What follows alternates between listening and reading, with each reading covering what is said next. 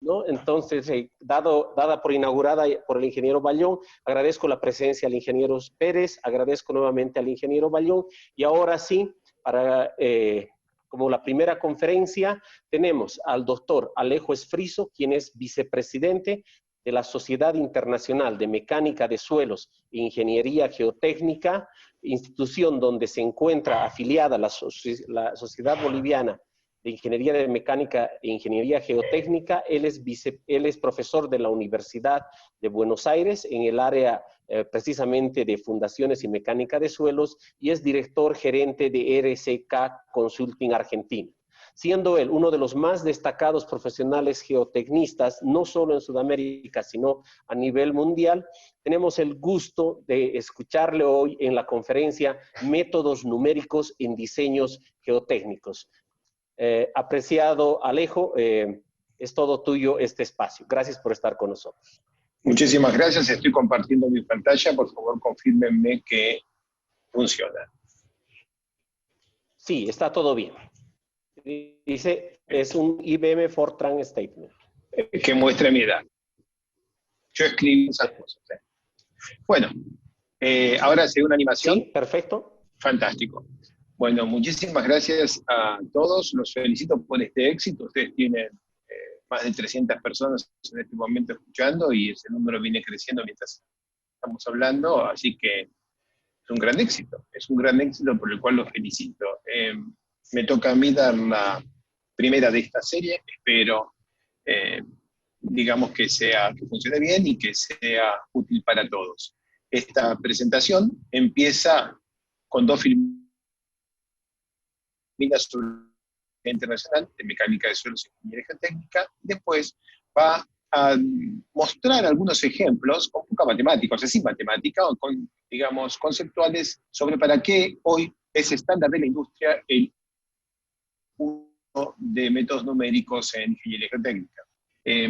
Voy a hablar, y cuando hablo, tengo dos monitores, en uno veo la filmina, y en otro la filmina que sigue, no los veo ustedes, no veo el chat, de manera que, por favor, si quieren hacer cualquier interrupción, es bienvenida, es mejor incluso que haya algo de intercambio, escriban en el chat y yo voy a recibir de Juan Carlos me va a interrumpir sin ningún problema y yo voy a parar ahí para que sea más útil para todos. Están todos invitados a escribir en el chat consultas en cualquier momento de la presentación. Bien, empezamos a trabajar. Empiezo describiendo a la Sociedad Internacional de Mecánica de Suelos e Ingeniería Geotécnica y su participación en Sudamérica y el Caribe, que es donde me toca en estos años mi rol institucional. La Sociedad Internacional fue fundada en 1936 por Carl Terzaghi, Casagrande y todos los nombres que ustedes conocen de los clásicos libros de mecánica de suelos. Tiene hoy 90 países miembros con más de 20.000 afiliados en todo el mundo, y el presidente actual, entre 2017 y 2021, es Charles Ng de Hong Kong, de la Universidad Científica de Hong Kong. Las actividades de la Sociedad Internacional de Mecánica de Suelos e Ingeniería Geotécnica son muchas, fundamentalmente comités técnicos, o sea, grupos de gente especializada en diferentes temas que se reúnen para crear congresos especializados, por ejemplo, el de fundaciones o el de empresas o el de fundaciones relacionadas con energía o estabilidad de taludes, congresos especializados, y los hay muchos.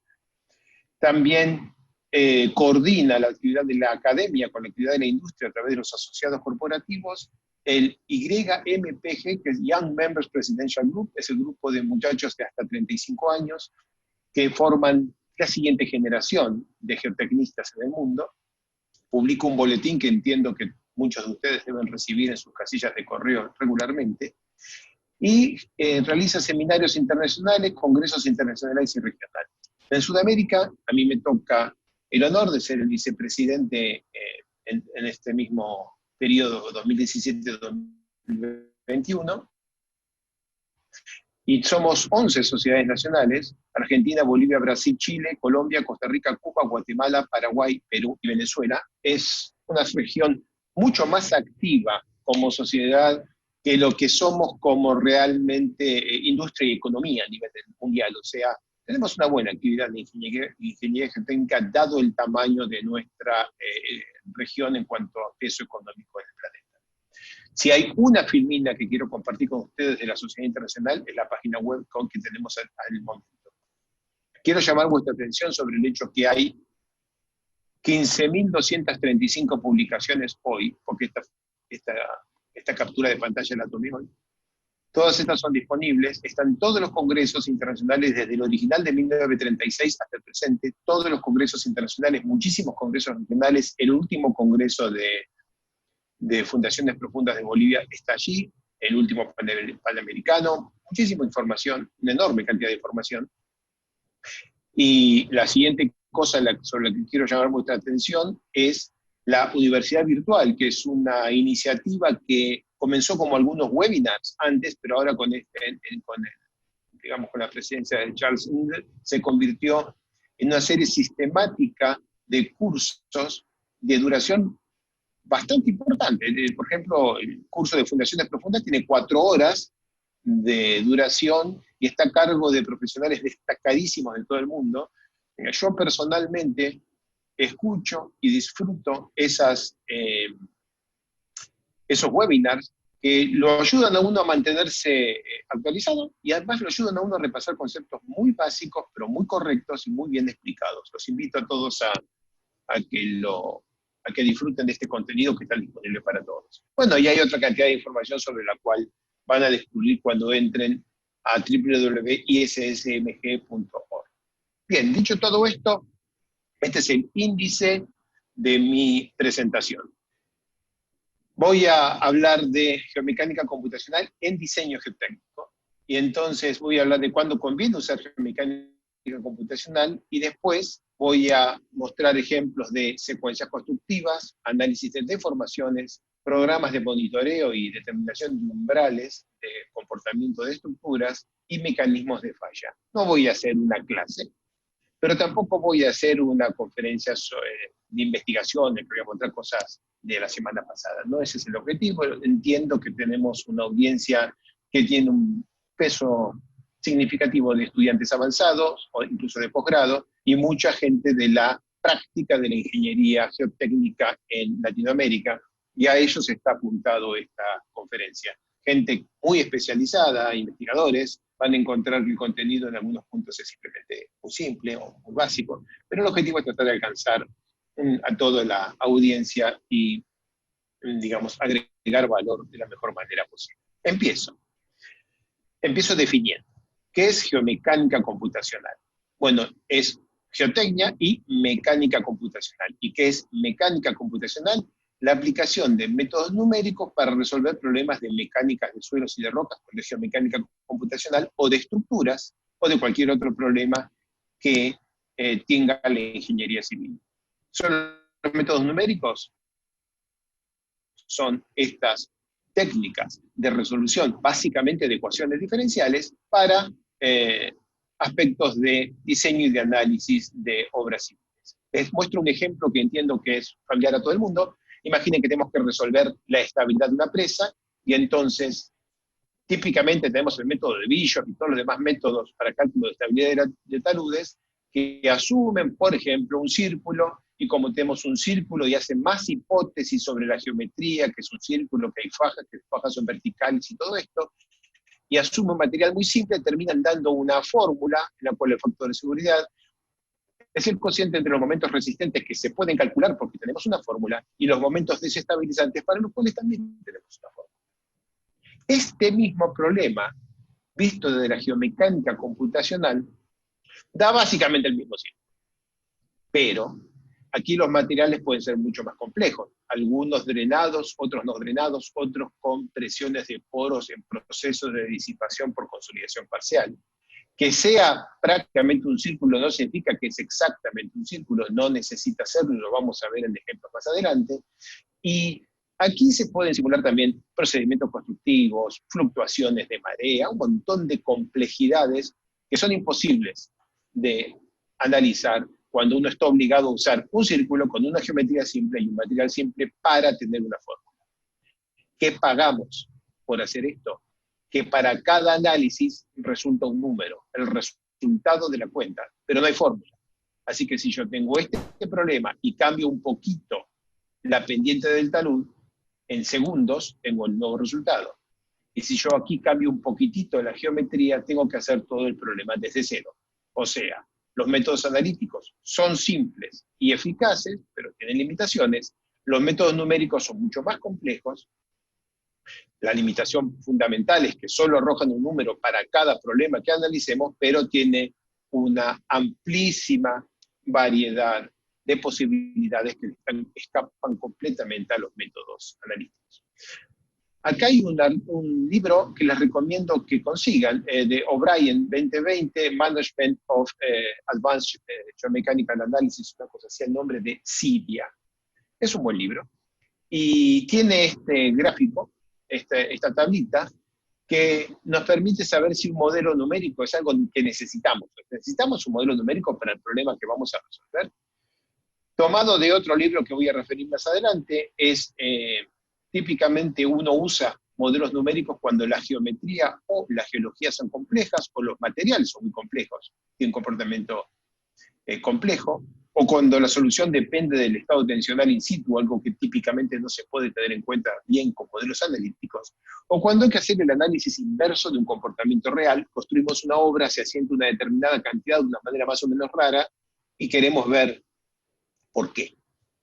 Para ver por qué, típicamente uno tiene que usar modelos numéricos porque no puede ir para atrás y analizar las complejidades de una obra real con métodos analíticos.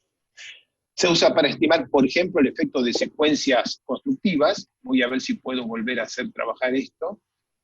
Sí, eso es una excavación por etapas, una excavación de como 30 metros de profundidad, hecha por etapas, y para cuando termine esa excavación, digamos, el comportamiento final de esa excavación es muy diferente que el que hubiera dado si lo hubiéramos analizado con una estructura de contención simple. Nos permite estimar deformaciones inducidas por nuestros procedimientos constructivos, los mecanismos de falla y establecer umbrales de monitoreo. Como dije, de estas cosas voy a mostrar ejemplos. Y volviendo a esta tabla, para tener una idea si necesitamos un modelo numérico, veamos si tenemos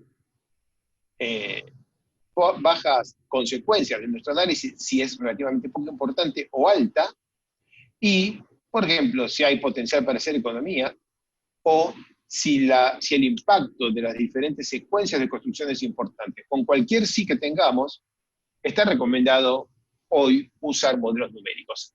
Esta tabla es de 2020, o sea, de este año. En el año 2000 no se hubiera escrito todo esto. Por ejemplo, no hubiéramos recomendado modelos numéricos para economías adicionales. Esto está reflejando el estado de hoy de la popularidad de los modelos numéricos en geotecnia. Esta otra tabla, básicamente lo mismo. Esto es un videíto, se va a ir moviendo y esta presa va a licuar mientras yo hablo.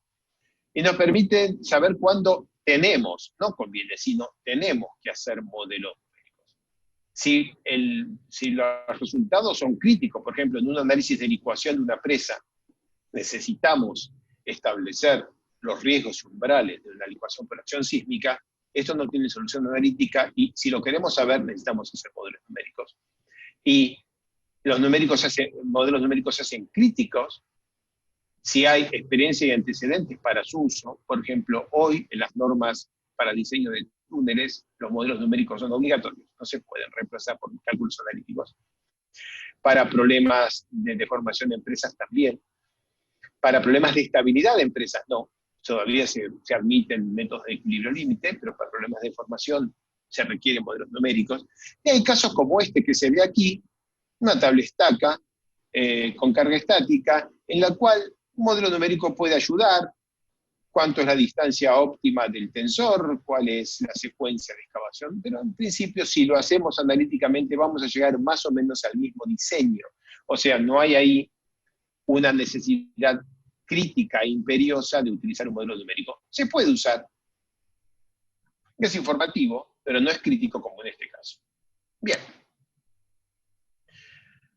Este también es un videíto, el de abajo a la derecha. Esta filmina pretende mostrar cuál es el grado de complejidad que tenemos que emplear en cada caso. Conceptualmente, uno hace el modelo numérico más simple que responde la pregunta que tenemos. Pero no más simple que ese. O sea, Si tenemos un túnel y queremos saber cuáles son las necesidades estructurales de su sostenimiento, momentos flexores, esfuerzos normales en el hormigón que uno coloca en un túnel, en el concreto. Típicamente un modelo que tenga en cuenta resortes y estructuras y que el suelo sea carga, no es bueno, no es muy bueno, es cierto, pero para los esfuerzos axiles y momentos flexores anda suficientemente bien, no se necesita más para los esfuerzos axiles y momentos flexores.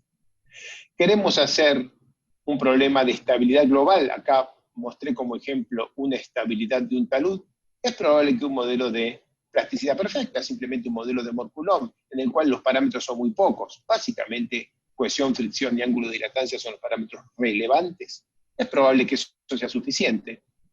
Tenemos aquí una estructura portuaria en la que ya hay materiales que interactúan, una secuencia constructiva, primero ponemos pilotes, después algunas tablestacas, arriba hacemos una estructura de muelle, después cambia la cota del agua o dragamos al pie del muelle. Ahí ya hace falta modelos un poco más complejos, este modelo es significativamente más complejo que este, para empezar es tridimensional en vez de bidimensional.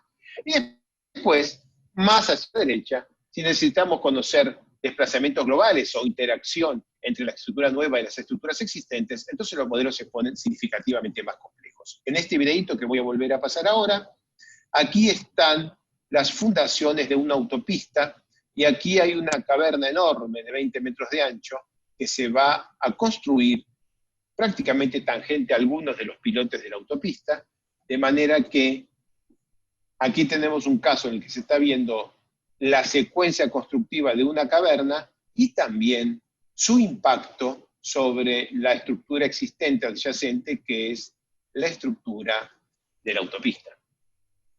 Bien, eso es una introducción a cuándo conviene usar geomecánica computacional, y ahora vamos a pasar a discutir cuando, digamos, aplicamos esto para efectos de secuencia constructiva. Y quiero empezar por algo muy simple, es un ejercicio que presento siempre en clase, y es este.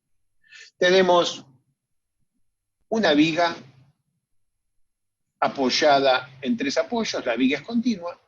Si nosotros a esta viga le ponemos 2 cargas concentradas al medio de cada una de las 2 luces, aquí tenemos un momento en el apoyo Q, que es igual a P por L sobre 8, o 12 PL sobre 64, o una cosa así. 64 sobre 12, 64, no es 8.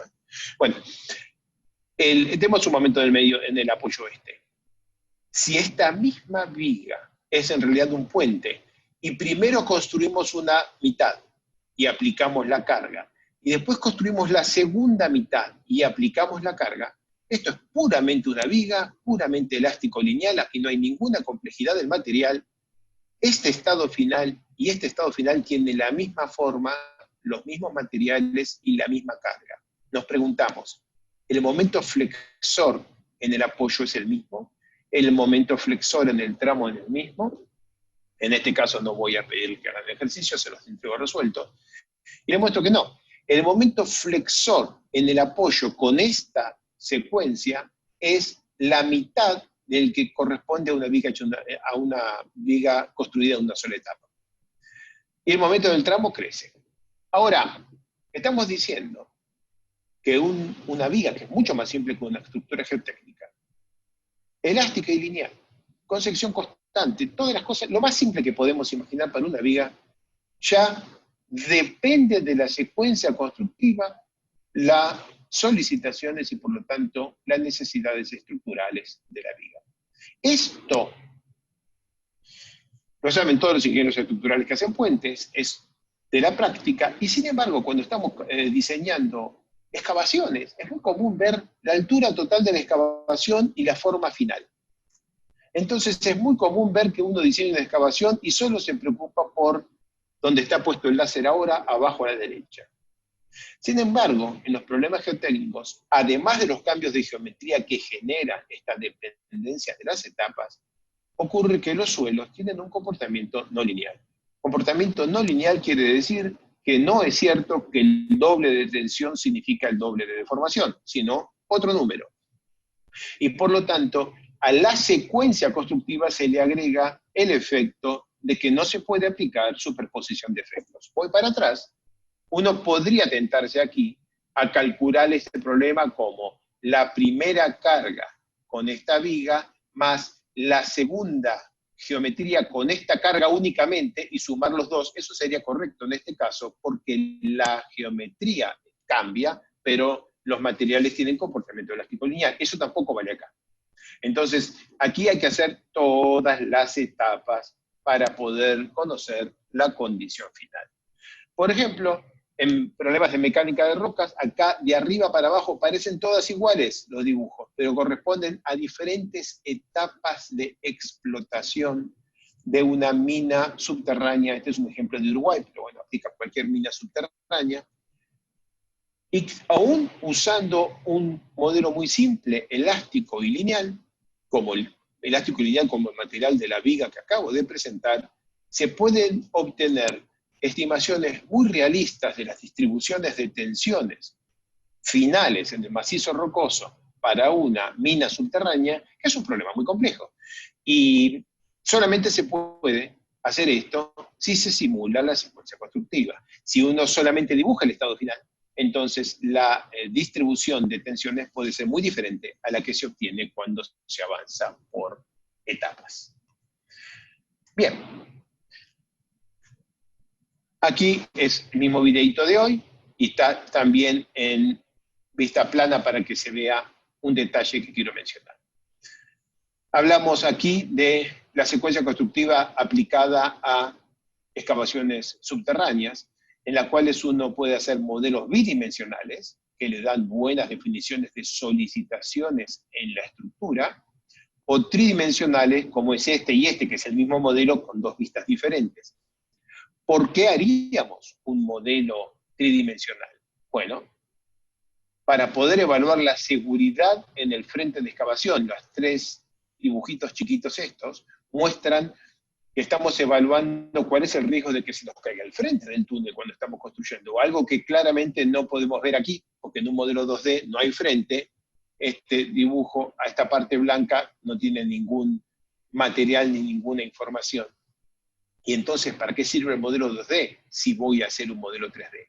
Bueno, para eso voy a volver a pasar esta, y les pido que presten atención aquí a cómo va hundiéndose, pero después se va estabilizando y va quedando una superficie horizontal. Entonces, acaba de correr el modelo y tengo una zona en el frente donde el comportamiento es tridimensional y hay que analizarlo con modelos tridimensionales. Pero hay una amplia zona acá atrás. Lo que tenemos es esencialmente un modelo de deformación plana, que quiere decir que cualquier sección por acá tiene esencialmente el mismo comportamiento esta que esta que esta. Y es aquí donde un modelo bidimensional nos agrega valor. Nos permite estimar los asentamientos en superficie, nos permite estimar las solicitaciones estructurales, y como es un modelo muchísimo más barato y rápido de ejecutar, nos permite hacer análisis de sensibilidad, cambiando, por ejemplo, la rigidez de los materiales, su resistencia y otros parámetros. Bien. Esto es el efecto de secuencia constructiva. Voy ahora a analizar un problema de deformaciones. Entonces, por ejemplo, veamos este problema de una fundación, que era una fundación de un reactor nuclear, que se construyó, está construido aquí en la ciudad de Buenos Aires, y es una estructura enormemente pesada, que genera un estado de tensiones en el terreno, que llega hasta una cierta profundidad, donde hay arcillas de 12 millones de años, pero normalmente consolidadas, que porque están viejas tienen un umbral de preconsolidación, pero muy chico. Entonces, aquí tenemos, arriba lo muestro, un enorme edificio de un reactor nuclear, y al lado, que apenas se ve, un edificio larguísimo, pero muy liviano, que básicamente solo tiene un caño adentro, y ese caño es una guía de neutrones. O sea, esto funciona como un acelerador y arrojan, digamos, un haz de neutrones que sirve para investigación científica. Esto está construido. Ahora, imagínense este caño largo con la guía de neutrones, no le podemos estar permitiendo asentamientos diferenciales, ni que se incline, ni que se curve, obviamente.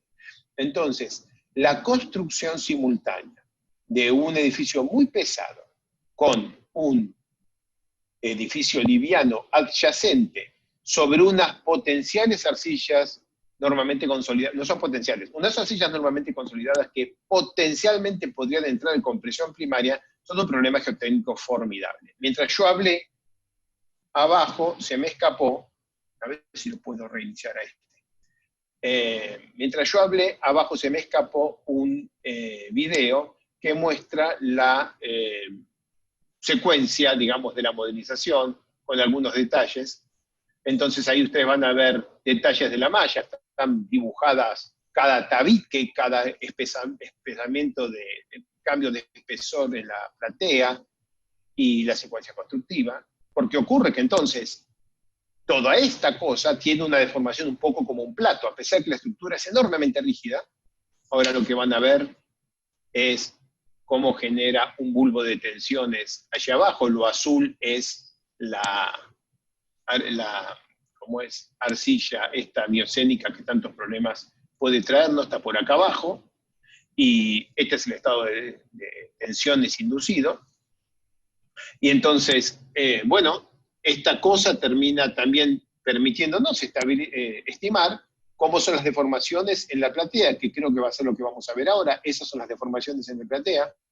El modelo estructural con resortes no puede prever esta concentración de deformaciones en el centro de la platea, y entonces el modelo estructural no puede prever lo que ahí se ve, que son concentraciones de momentos flexores y de esfuerzos de corte que ocurren por la deformación adicional que tiene la platea por arcillas que están a 50 metros de profundidad. Ningún modelo estructural puede ver esto. Este es un caso en el cual controlar deformaciones y analizar deformaciones requiere un modelo numérico. Dejando veamos el caso, por ejemplo, de esta excavación, una excavación profunda en la ciudad de Buenos Aires, 20 metros de profundidad, y a 4 metros del frente estaba una caverna de subterráneo, una estación de subterráneo de metro de la ciudad de Buenos Aires. Eso exigió la colocación de unos pilotes que se ven acá abajo en la foto, se ven también los hombrecitos en el fondo de la excavación, y se ve el pilote es este, que aparece acá, y se ve también estos anclajes muy inclinados para errarle a la caverna. Y esos son los anclajes que se ven aquí, aquí y aquí. Muy bien. Siguiendo, esa misma excavación en otra de las caras, pueden ver cómo se ve un modelo numérico de este tipo de cosas, en el cual se analizan todas las etapas de excavación y se obtienen, por ejemplo, los momentos flexores en el tabique para la condición final. Esta forma del diagrama de momentos flexores es completamente diferente que la que obtendríamos aplicando cualquier diagrama de empuje o diagrama de cargas, y está completamente asociada al procedimiento constructivo que hayamos empleado. Como comentario, estas 3 fundaciones pertenecen al vecino, y estas 2 fundaciones pertenecen al vecino de atrás. O sea, los anclajes que hemos puesto en este caso atravesaban todo el terreno del primer vecino y todo el terreno del segundo vecino para esta pared. Este era un edificio de 11 pisos para el cual estimamos que los asentamientos verticales iban a estar entre 15 y 25 milímetros, los asentamientos horizontales entre 12 y 16 milímetros. Con el estado de la industria hoy, hacer una excavación de 20 metros de profundidad al lado de un edificio de 11 pisos, sin modelos numéricos, está ya en el borde de lo que no es aceptable. También para obras subterráneas, aquí tenemos un ejemplo de una caverna, tiene 20 y pico de metros de ancho, acá no está dibujado, 17 metros de altura y solo 8 metros de tapada. Y aquí es central establecer cuántos son los asentamientos en el eje de la caverna y a los costados, porque esta caverna corre por debajo de vías férreas. O sea, tenemos una parrilla de vías férreas en superficie, en las cuales va a haber obviamente deformaciones y inclinaciones, y tenemos que estimar si eso puede sacar de servicio y requerir mantenimiento en las vías. Por último, como ejemplo, les muestro las presas. Entonces acá lo que se ven ahí son dos videitos, dos vistas del mismo modelo, de una presa durante su construcción.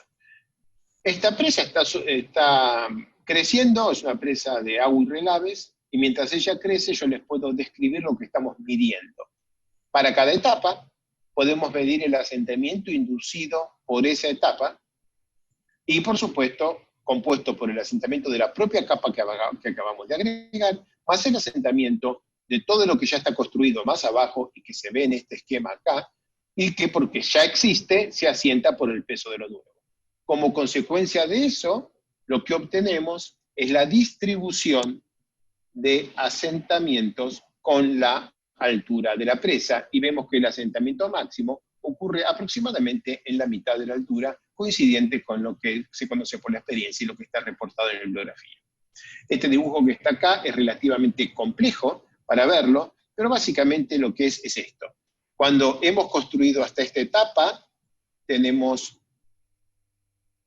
este asentamiento en esas dos capas, y arriba no tenemos nada, es la curva azul. Cuando construimos hasta esta etapa, ya es la curva celeste, y el punto este, que era lo que se había asentado la primera capa, esa primera capa ahora se asienta hasta aquí, y la segunda capa se asienta hasta acá arriba. Y para cuando terminamos la construcción, la primera capa, la de abajo, se asentó hasta aquí, la segunda capa se asentó por aquí, esta es la cuarta, esta es la sexta, y la última capa se asienta allí arriba. Este cálculo se puede hacer a mano, pero asumiendo materiales elásticos, asumiendo una serie de simplificaciones que, por ejemplo, no tienen en cuenta la consolidación parcial, elevación y disipación parcial de presiones de poros, y comportamiento de compresión diferida. Por ejemplo, si hay algo de consolidación secundaria en el proceso, no puede ser tenido en cuenta en cálculos analíticos, en cambio un modelo numérico lo incorpora con relativa facilidad. Pasemos ahora a hablar de dos temas en los que me explayo un poquito más: umbrales de programas de monitoreo y mecanismos de falla. Empecemos con un ejemplo para mostrar un umbral para un programa de monitoreo. Y para eso les voy a presentar un túnel TBM que se construyó, está terminándose de construir, debajo del Río de la Plata en la ciudad de Buenos Aires, para descarga de efluentes. Es un túnel compuesto por anillos, dovelas, anillos premoldeados, está totalmente rodeado por arenas densas, y digamos, así fue analizado y fue calculado. En alguna cierta progresiva durante la construcción, por razones que por tiempo no voy a describir, se encontró que el túnel quedó embebido en arcillas de alta plasticidad. Ahora, cuando uno diseña un túnel y estima las solicitaciones y las deformaciones de una sección, que te cambien arenas densas por arcillas de alta plasticidad es un verdadero problema. Y bueno, aquí lo que tocaba era saber qué impacto iba a tener esto en la operación del túnel, porque el túnel, al estar formado por dovelas, depende de la compresión exterior del suelo para poder soportar la presión interior del agua, porque el agua entra por acá, corre por adentro y sale adentro del río. Quiere decir que la presión del agua dentro del túnel es mayor que la presión del agua afuera, porque si no, el agua no fluiría y no saldría al río. Y la pregunta ¿es mayor que la presión del agua? Sin duda, pero ¿es mayor que la presión del agua y que la presión de tierras? En ese caso, las dovelas quedan en tracción y pueden abrirse y podemos tener fuga de agua. Para esto, se hizo un análisis estocástico, variando los parámetros que controlan el comportamiento de la interacción entre el túnel y el terreno: ángulo de fricción interna, rigidez a baja deformación, rigidez en descarga y en primera carga, resistencia del hormigón de las dovelas y cota de agua en el río. Todo eso como variables aleatorias. 1, 2, 3, 4, 5, 6, 2 a la 6, 64 permutaciones para usar Point Estimate Method y estimar riesgo de mal comportamiento.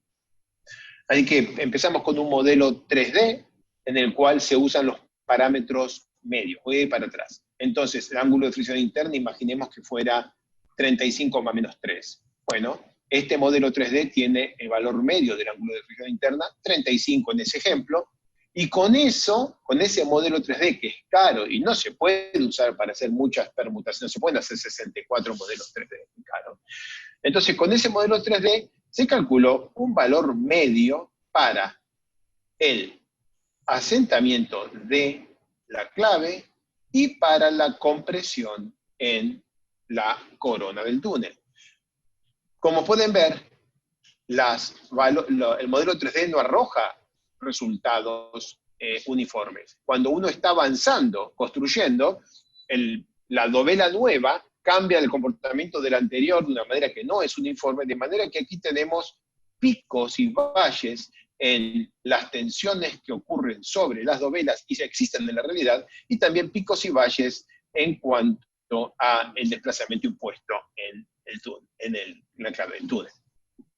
Bueno, pero tenemos un valor medio aquí, que es una tensión, la tenemos que leer sobre la izquierda, y un valor medio para el desplazamiento que lo tenemos que ver sobre la derecha. Con él, voy para atrás, y usando estas 64 permutaciones de parámetros, hicimos 64 modelos 2D, con las 64 permutaciones de parámetros.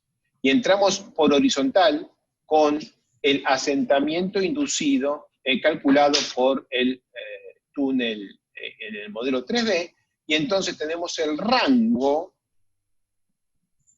del parámetro de conversión. Esto es muy técnico, no voy a entrar en él, el rango del parámetro de conversión de 3D a 2D. Y también podemos entrar en horizontal con la presión media y tenemos un rango mucho más angosto del parámetro de conversión de 3D a 2D. ¿Para qué hacemos esto? Porque ahora que conocemos el rango de incertidumbre de este parámetro de corrección, podemos jugar.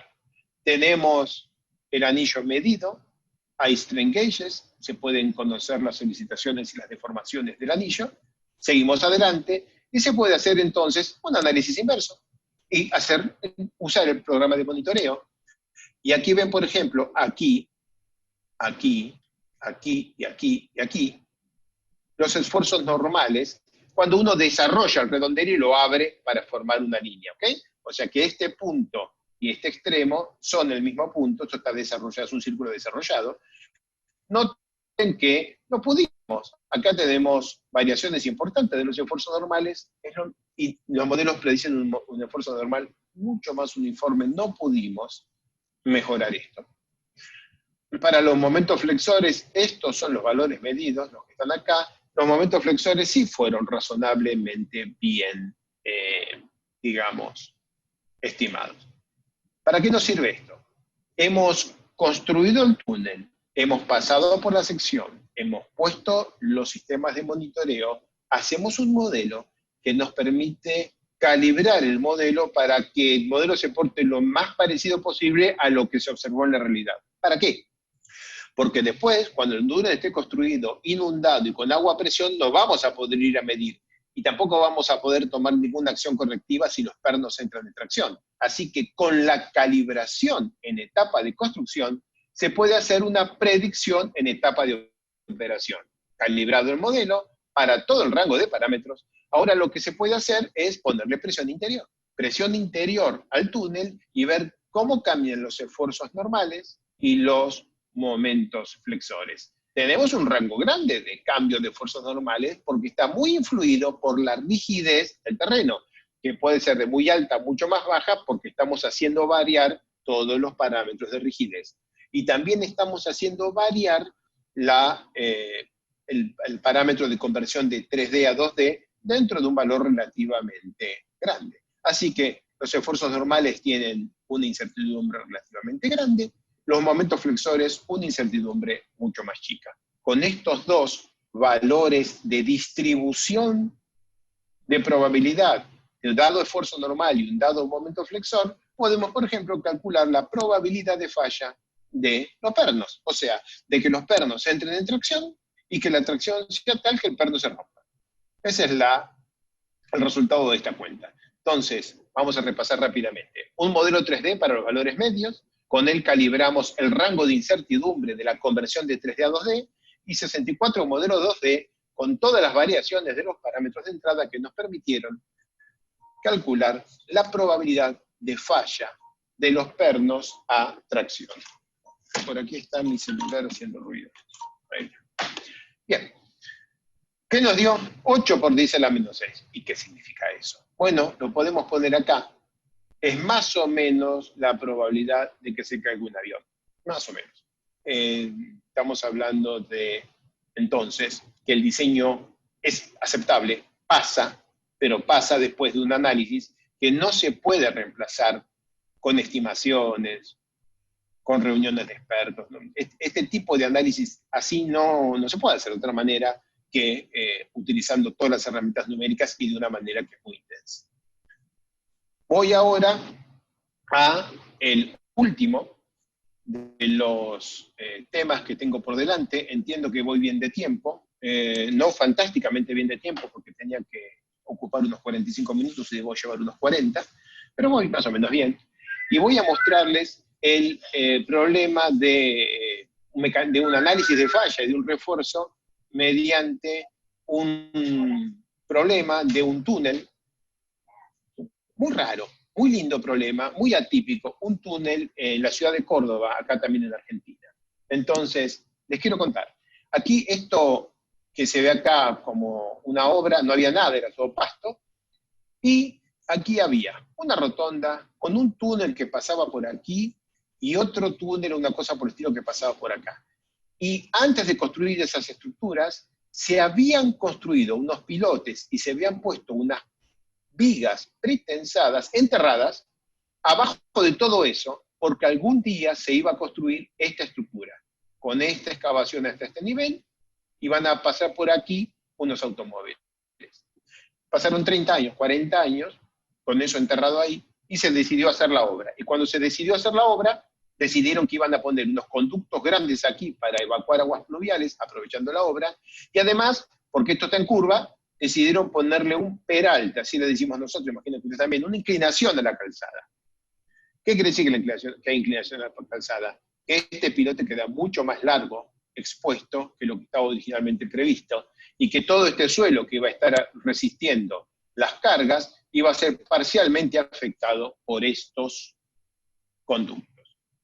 Y bueno, si uno se da cuenta simple, no, esto no va, hay que reforzar la estructura para poder hacerla. Bueno, hubo un montón de discusiones, y otra vez, aprovechando el tiempo, no voy a contar los pasos intermedios, salto directamente a lo que se decidió hacer. Se decidió incorporar un muro de hormigón proyectado con mucha armadura para mejorar la capacidad de flexión de los pilotes. Se decidió aquí hacer una zapata y aquí en el medio una losa central, un solado central que actúe como zapata para complementar la capacidad de carga de los pilotes que quedaba muy comprometida por los conductos. Y bueno, digamos, decidió vincular todo para que los esfuerzos de este lado pasen por aquí, crucen y vayan del otro lado. Les muestro algunas fotos de la obra, que ya se hizo. Entonces, ahí tienen una excavación hasta una pequeña profundidad, la que podían tolerar. Lo que se ve acá son las vigas premoldeadas, pretensadas, que tenían 40 años ahí enterradas, estaban impecables. Los pilotes de aquel entonces, aquí se ve la obra que va de un lado al otro, solo 3,5 metros de profundidad. Y después, poquito por poquito, se reforzaron los muros laterales en esa pequeña profundidad para ya tener todos los pilotes unidos con una estructura, y se fue excavando la segunda mitad del problema, o sea, desde aquí hasta abajo, aquí, pero solo en anchos de unos 4 metros. Se avanza 4 metros y se refuerza. Se avanza 4 metros y se refuerza. Con hormigón proyectado y armaduras. Después se hormigonó las losas, o sea, los planos horizontales que constituyen las zapatas que reemplazan a la falta de capacidad que le queda a los pilotes, y todo esto antes de ir a la siguiente etapa se repite una y otra vez hasta que al final se terminan construyendo los conductos al final de todos. O sea, voy para atrás.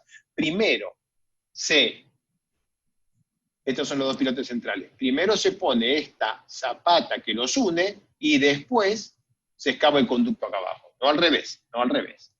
Bueno, eso es lo que se hizo. Fue como se analizó.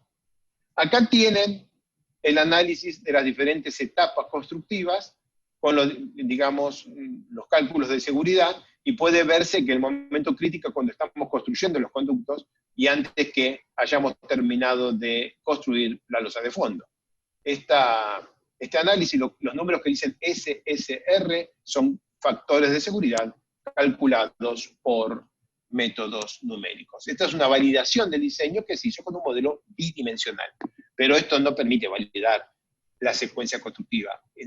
Precisamente no permite decir que 4 metros de apertura son razonables para el problema. Uno puede decir, bueno, base a mi experiencia, adopto 4 metros, pero con el estado de la tecnología actual, esa podría no ser una respuesta aceptable. Abajo a la derecha están viendo la secuencia constructiva en 3D con los avances de 4 metros. De modelizada todas las etapas constructivas en 3D, se obtiene una distribución de desplazamientos. Entonces, se va viendo acá a la izquierda, abajo, cómo vamos avanzando y cómo se van produciendo asentamientos que son muy pequeños. En 2D predijimos 16 milímetros, en 3D 14, o sea, la convergencia es completa. También se reproduce el mecanismo de falla entre 2D y 3D, o sea, se valida que el análisis de seguridad de diseño es aplicable, pero ahora vienen las solicitaciones estructurales que se van desarrollando en los pilotes y en las estructuras agregadas a medida que voy progresando con la excavación. Y es esto lo que nos permite saber que avanzando de a 4 metros y con los refuerzos previstos, se pudo básicamente diseñar un refuerzo que permitió ejecutar la obra está terminada, los autos están pasando, y los desplazamientos fueron efectivamente del orden de los 10-15 milímetros, o sea, imperceptible para todo lo que había arriba. Quedan solamente 3 o 4 filminas, quedan 2 filminas, esta que muestra una foto fea, es la única que encontré, que muestra la obra vista aérea de la obra durante su construcción, y se pueden dar cuenta el enorme lío que es todo esto.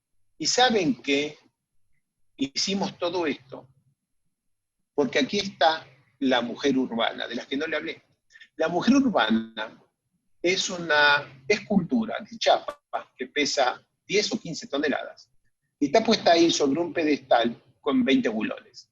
Con cualquier grúa hubiéramos podido sacar los 20 bulones, sacar la urbana, la ponemos a un costado, excavamos todo esto y hacemos la obra rápidamente y con mucho menos costo. Pero no se podía tocar a la mujer urbana, es un ícono de la ciudad de Córdoba, y ahí se quedó la mujer urbana, los autos pasando por la rotonda de arriba y nosotros haciendo esta obra desde abajo. Otro ejemplo de cómo más herramientas de análisis y diseño, como las que estoy presentando, permiten una aproximación a una obra que de otra manera hubiera sido imposible. Hace 40 años, sin discutir, se hubiera sacado la estatua, se hubiera excavado todo y se hubiera hecho la obra completa a cielo abierto. Bien, mi última filmina y a modo de cierre. El estado de hoy de la geomecánica computacional es intermedio, está desplazando progresivamente a los métodos analíticos en geotecnia, como ya ocurrió en ingeniería estructural. Hoy es muy difícil, si no es imposible encontrar un edificio de 8 o 10 pisos que esté calculado a mano. O sea, con una planilla Excel, ni siquiera con una planilla Excel. Todos están calculados con programas de cálculos que básicamente aplican métodos numéricos. En geomecánica computacional, en geotecnia, esto está progresivamente siendo también así. Estamos muy lejos. Los métodos analíticos tienen mucho valor y yo los uso todos los días, pero la realidad es que cuando uno desarrolla habilidad con los métodos numéricos, muchas veces es más fácil hacer una malla y calcular una tabletaca que hacer todas las corridas y análisis que requiere un procedimiento analítico. Hoy, los métodos numéricos en los problemas más simples permiten optimizaciones de costos, por lo menos. Y en los problemas más complejos, es la única herramienta aceptada por la industria. Usted no puede hacer un procedimiento constructivo de un túnel sin métodos numéricos, y usted no puede hacer un análisis de licuación de una presa de relaves de Jales sin aplicación de métodos numéricos. Una recomendación para usar la geomecánica computacional no alcanza con haber hecho muchos años geotecnia clásica. Es necesaria una buena educación en los fundamentos matemáticos de la geotecnia y en los fundamentos matemáticos de los métodos numéricos. hay mucho material disponible, y nosotros hemos estado dictando un curso de geotecnia numérica que está disponible en YouTube. Hay como 70, 80 horas de grabación disponibles. Hay 2 canales, uno donde subimos las cosas el año pasado y lo van a encontrar enseguida, y el otro, si buscan FIUBA Geotecnia, van a tener el último curso que se dictó hace solo 3, 4 meses. Terminamos de dictar. Bueno, esta es mi última filmina, les agradezco muchísimo el tiempo, espero haber estado dentro del rango de horario y quedo abierto a consultas, comentarios de toda la audiencia. Muchas gracias, Alejo. Como siempre es muy interesante y muy motivante el escucharte, el tener tu participación. Tenemos unas consultas, no sé si logras ver directamente en la base, dice preguntas y respuestas, en la base de la ventana, a la izquierda de compartir pantalla. Si no logras verlas, yo te transmito las preguntas. Déjame intentarlo, el problema es muy difícil. ¿Sabes por qué? Porque cuando no, ya sé que fracaso. ¿Sabes qué pasa? Cuando uno comparte pantalla, la pantalla dice, you are screen sharing, y ahí no ves nada, no ves nada. Tengo que dejar de compartir pantalla para poder mirar las preguntas. Y si no comparto pantalla, no puedo mostrar la filmina de la respuesta. Así que mejor me las lees y yo la respondo. ¿Puede ser? Perfecto. Mira, tenemos 10 consultas. Te voy a leer en el orden en el que han aparecido. Dice, la primera es del ingeniero Miguel Morales. Para el diseño de un túnel en terrenos blandos y poca cobertura, de 10 a 50 metros, ¿qué condiciones definiría en un modelo numérico? Blandos, voy a contestar 2 veces. Blandos, muy blandos, y blandos, blandos. Blandos, muy blandos, usted va a hacer un túnel con una tunelera. Digamos, no, si los suelos son muy blandos, hoy es muy difícil justificar un túnel de frente abierto, son carísimos, hay que hacer presurización, o hay que congelar suelos, o inyectar cemento. Así que típicamente, muy blandos, tunelera. En un túnel de tunelera tiene una interacción interesante con el terreno del suelo blando, porque los cambios de los estados tensionales inician consolidación en las arcillas en los suelos blandos, y esa consolidación produce deformaciones diferidas, de manera que si usted va a hacer un modelo en suelos muy blandos, tiene que hacer un modelo en el cual incorpore compresión edométrica, deformación diferida, consolidación. La permeabilidad del suelo es parte de su problema. Cuando los suelos no son tan blandos y la compresión edométrica, la consolidación es poco probable o no es un riesgo, entonces es probable que un modelo de plasticidad con endurecimiento, no Morculón no le sirve para eso, pero un modelo de plasticidad con endurecimiento, en el cual se reproduzca de alguna manera la curva tensión de formación del terreno para ese nivel de tensiones, para esa presión de confinamiento, cualquier modelo de ese tipo tendría que ser razonablemente adecuado para estimar deformaciones y solicitaciones estructurales. Si el suelo es tan blando como para necesitar esto y no poder usar simplemente Morculón, si el suelo es blando, entonces no le recomiendo que use métodos de resortes. Solamente use métodos de resortes si los suelos son competentes, duros, que queden en rango elástico, claramente en rango elástico, durante toda la excavación del túnel, que creo que no es la pregunta, o en rocas. Pero digamos, si los suelos son suficientemente blandos como para que se justifique considerar la curva tensión de formación del terreno como la que está en pantalla, entonces mi recomendación es que use modelos de plasticidad con endurecimiento. Y si es más blando que eso, y el túnel es TBM, es probable que tenga que tener en cuenta la generación y disipación parcial de presiones neutras, de presiones de poro durante la construcción. Alejo. Otra pregunta del ingeniero Luis Sandy dice, para realizar estos modelos numéricos, ¿utiliza un clúster? No, no hace falta. Nosotros tenemos computadores comunes. Mi computadora es una notebook.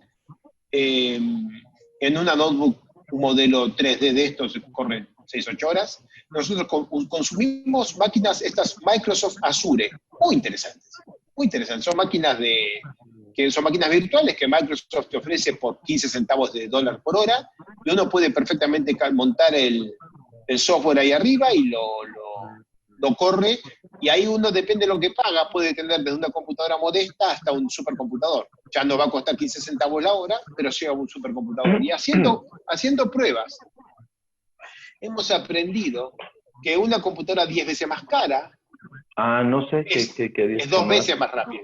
Es 2 veces más rápida. No sé. Por 10 veces más cara. No sé si- Típicamente, alguien que nos pide un modelo tridimensional de un túnel puede esperar 3 o 4 días, de manera que nunca necesitamos clúster de computadora. A lo máximo, una máquina relativamente cara de Microsoft Azure. Es una máquina virtual en la nube de Microsoft. Gracias, Alejo. Una pregunta del ingeniero Waldo Kisbert dice, en un afloramiento rocoso diaclasado en 3 direcciones, formando cuyas, 1. Considero geología compleja. 2. ¿Es posible aplicar el método computacional? Sí es posible, no lo introduje. Hay modelos computacionales, modelos constitutivos, o sea, relación de extensión de formación dentro de la mecánica del continuo, que tienen razonablemente en cuenta la anisotropía del material. Entonces, si usted tiene un túnel así y la distancia entre diaclasas es así, si tiene esto y el túnel corta todas las familias varias veces, es probable que un modelo continuo anisotrópico equivalente funcione. Ahora, si usted, voy a tratar de borrar todo si usted tiene un túnel y entonces tiene esto, algo así, solamente esto, entonces es bastante probable, necesito hacer otra, es bastante probable que eso no lo pueda modelizar razonablemente bien con un modelo de mecánica del continuo. También hay software de geomecánica computacional para modelos de bloques, como el que estoy describiendo ahora, que describirían la inestabilidad de este bloque en particular, pero ya no sería un problema de tensiones y deformaciones en el medio continuo, pero están disponibles y sí, son muy útiles. El problema en esos modelos es que la posición, orientación y espaciamiento de las discontinuidades se conoce con muy poca precisión. De manera que para hacer un análisis realista hay que otra vez hacer una gran cantidad de permutaciones y establecer un diseño relativamente robusto que se pueda adaptar a medida que vamos avanzando en la excavación. O sea, esto puede validar un patrón de pernos y una longitud de pernos, pero es bastante probable que, como toda la vida en ingeniería subterránea de rocas, cuando uno va avanzando, si encuentra condiciones geotécnicas más pobres, tenga que aumentar la densidad de los pernos, y no hay ningún modelo numérico que te vaya a salvar de eso, y no hay ninguna manera con modelos numéricos de achicar esa incertidumbre, que es una incertidumbre geológica.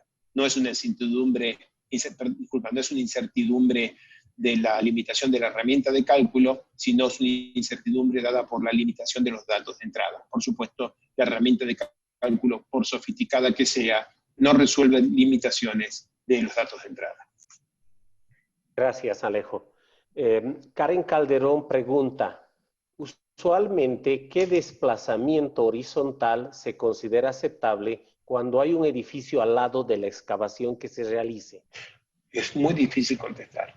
En la ciudad de Buenos Aires, que tenemos la fortuna de tener unos suelos excelentes, 15 y 25 milímetros, 30 milímetros y la gente ya hace reuniones.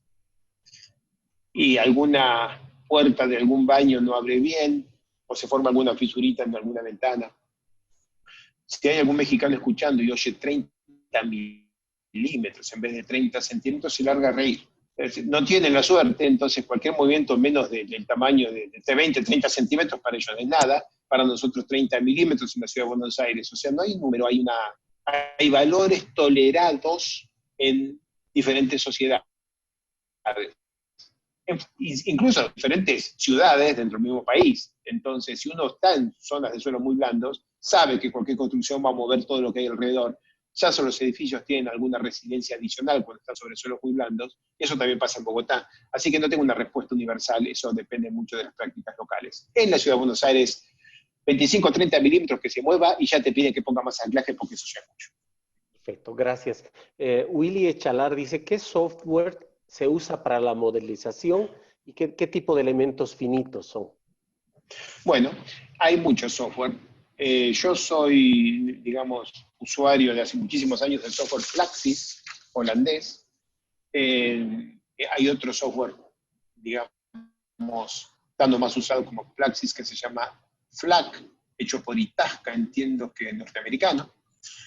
Y hay otros, ahora hay un software muy interesante que se llama Optum, danés, está Midas, que entiendo que es coreano, creo que es coreano, y hay otros, también software más generales como Abacus y otros también son útiles. También está Rock Science, canadienses, tienen el software RS2 y RS3, más orientado a mecánica de rocas, pero últimamente con suficientes modelos constitutivos como para hacer también muy bien problemas de mecánica de suelos.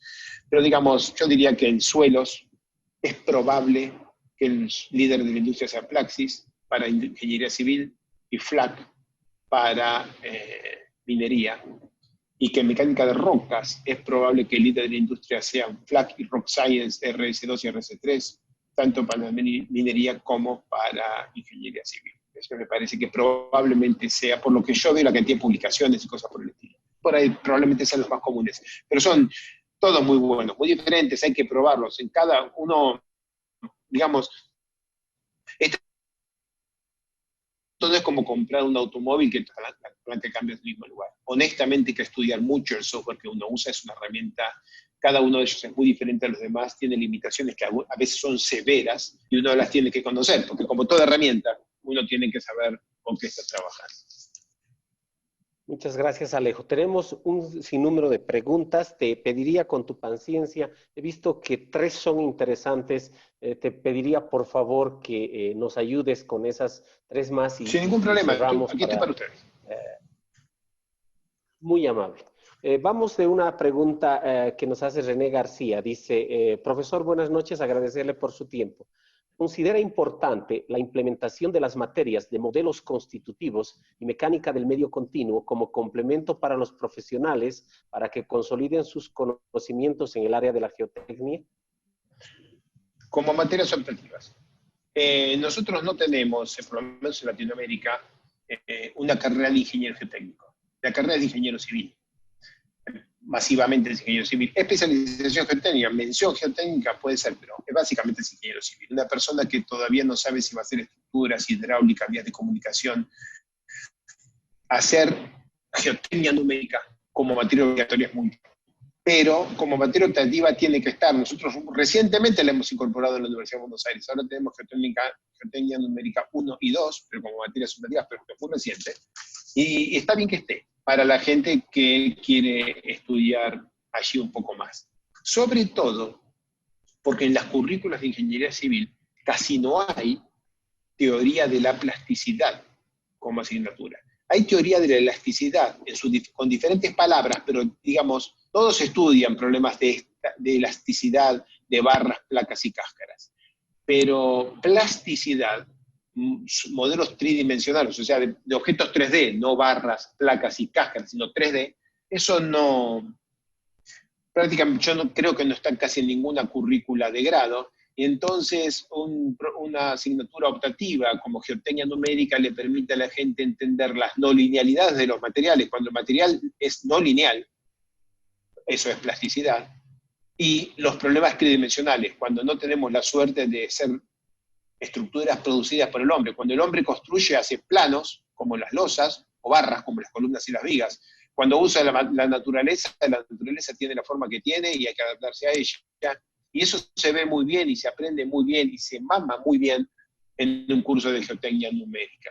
Así que lo que hicimos en la Universidad de Buenos Aires y lo que quizás nos llamaron a hacer es tener como optativas geotecnia numérica en la currícula de grado, pero no como materia obligatoria, por lo menos no todavía. Muchas gracias, Alejo. Tenemos una pregunta también relacionada con la no linealidad de este material. Es del ingeniero Ariel Bustamante.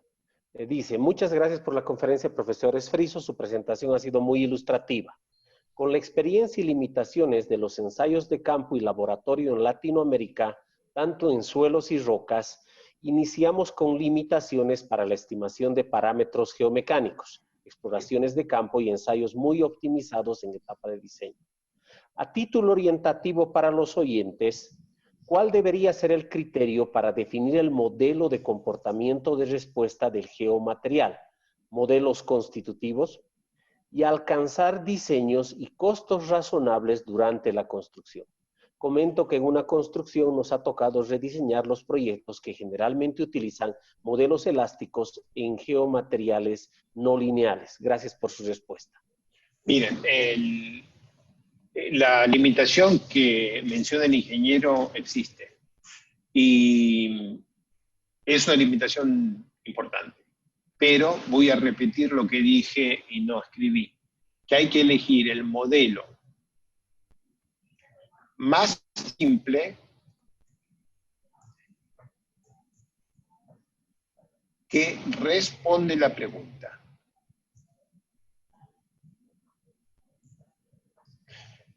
¿Y la pregunta cuál es? Solicitaciones en un túnel, probablemente un modelo elastoplástico tipo Morculón funcione. Y la interacción que acabo de mostrar sobre el reactor nuclear, claramente no. No responde la pregunta usted con un modelo elástico lineal o con un modelo de Morculón. Entonces, de todos los modelos que usted tenga en su biblioteca, ojalá alguno sirva, que no sea el más complejo, el más simple de los que respondan su pregunta, de los que tengan suficiente tecnología, el modelo constitutivo, o sea, la relación tensión-deformación, la más simple de las que sea suficientemente sofisticada como para responder la pregunta. Si tiene un problema de consolidación, la cosa tiene que preguntarle el coeficiente de permeabilidad. Si usted tiene un problema de consolidación y entra con un modelo como elástico lineal o Morculón, que solo le pide el módulo de Young y el ángulo de fricción interna, y no le pregunta la permeabilidad, es completamente obvio que no le va a contestar el tiempo de consolidación. Es obvio. Bien. Y si usted tiene un problema de flujo anisotrópico y solo le pide una permeabilidad y no dos, bueno, tampoco le contesta. Entonces, independientemente de qué datos tengamos, si vamos a usar un modelo numérico, tenemos que usar un modelo numérico suficientemente sofisticado como para contestar las preguntas que estamos haciendo. Muchas veces hay muy pocos datos, es cierto. Y toca, como mostré en el ejemplo del túnel, entonces decir, yo creo que el ángulo de fricción interna está entre 35 y 32. Por ahí tiene que estar. No es menos de 32, no creo que sea más de 35. Y para este rango tengo que resolver. Haciendo técnicas de manejo estadístico adecuado, es suficiente calcular para un valor y para el otro, y para otro parámetro, para un valor y para el otro, y uno tiene 2 a la cantidad de parámetros en los cuales tiene que usar un rango, o sea, un montón de modelos, y tiene un rango de respuesta, como me quedó a mí la tracción en los pernos, un rango amplio de respuesta, y eso le permite a uno hacerse una idea. Solamente hacerse una idea, no es cierto que uno tiene el cálculo definitivo, pero por lo menos tiene una idea. Y por supuesto, haciéndolo, uno se da cuenta cuál de los parámetros es el que está controlando. Entonces, por ejemplo, usted está haciendo una excavación, y si usted le erra la cohesión efectiva, C', el resultado cambia completamente. Así que ahí se da cuenta que, por más que no tenga mucho dinero, tiene que ir al terreno otra vez, sacar otra muestra, y medir ese parámetro, el que sea, que controla su comportamiento. Tiene que ir a volver a hacer más ensayos. Uno va al terreno y hace 10 SPT. Vuelve y se da cuenta que no tiene la permeabilidad y que la necesita. No vuelve al terreno a hacer 10 SPT más. Porque ahora sabe lo que necesita. Necesita la permeabilidad. Así que hace un ensayo de infiltración o un ensayo de bombeo. No hace más SPT. O sea, la ventaja de tener que calibrar modelos constitutivos le permite a uno entender, descubrir, ahí, verlo delante de los ojos, cuál es la incertidumbre que está destruyendo la capacidad de análisis de la herramienta. Espero haber podido contestar la pregunta. Muchas gracias, Alejo. Como última pregunta, agradeciendo a todas las personas que han realizado una de estas y disculpándome por no poder cubrir todas por razones de tiempo, vamos a ir, como decía, a la última que ha sido realizada en la transmisión en vivo que se ha hecho a través de Facebook, donde te comento, Alejo, adicionalmente a las 415 personas que hemos tenido de manera constante durante tu presentación en Zoom, hemos tenido 155 en el canal de Facebook. Aquí tenemos una pregunta que dice, no está claro el nombre del ingeniero, dice, ¿considera usted significativo el uso de elementos finitos con modelos constitutivos de plasticidad perfecta para evaluar las secuencias constructivas? Muy pocas veces. Bueno, si los suelos son duros y lo único que uno quiere son las solicitaciones, por ejemplo, en una excavación, las solicitaciones en los tabiques, la carga en los anclajes, si uno quiere dimensionar estructuras, puede andar. No, puede andar, no, digamos, sí. Si uno quiere calcular factores de seguridad en las etapas intermedias, anda bien. Pero si uno tiene un problema de materiales no drenados que desarrollan presiones de poros durante el mecanismo de deformación impuesto por la obra, entonces definitivamente no. Depende de la complejidad del problema y de la complejidad del terreno. O sea, suelos blandos, no drenados, no. Pero en suelos muy competentes, que están casi en rango elástico, o cuando hay que calcular básicamente factores de seguridad, como en muros de contención, o como en, digamos, establece taludes, o incluso en fundaciones, si lo que quiere es factor de seguridad, ahí sí puede usar modelos de plasticidad perfecta. Miren, hay que usar los modelos de plasticidad perfecta todo el tiempo, porque uno hace una malla y le corre un modelo elástico para ver que no se rompe la malla, que anda. Después le corre plasticidad perfecta para tener una idea de por dónde están las concentraciones de tensiones para refinar la malla, y después refina la malla y ahí le carga un modelo constitutivo más complejo. Pero uno no necesariamente hace todo el refinamiento de la malla y todas las validaciones numéricas tardando horas con modelos constitutivos complejos. Así que típicamente uno malla, elástico lineal, lo corre bien. Elastoplástico con plasticidad perfecta. Se me pone en colorado esta zona. Ahí pongo más elementos. Cargo el modelo constitutivo realista y hago el análisis real. Y esa es una buena técnica que usamos prácticamente, yo imagino que casi todos. Es muy práctico. Así que los modelos de plasticidad perfecta son casos intermedios en los análisis más complejos y muchas veces son suficientes. Factores de seguridad, solicitaciones estructurales, muchos casos son suficientes para problemas de deformación y para problemas no drenados.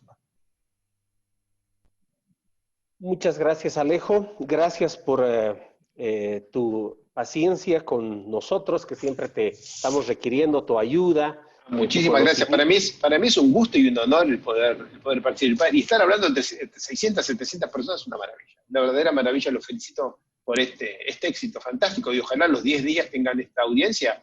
Es un evento súper memorable si logran algo por el estilo. Muchas gracias, Alejo.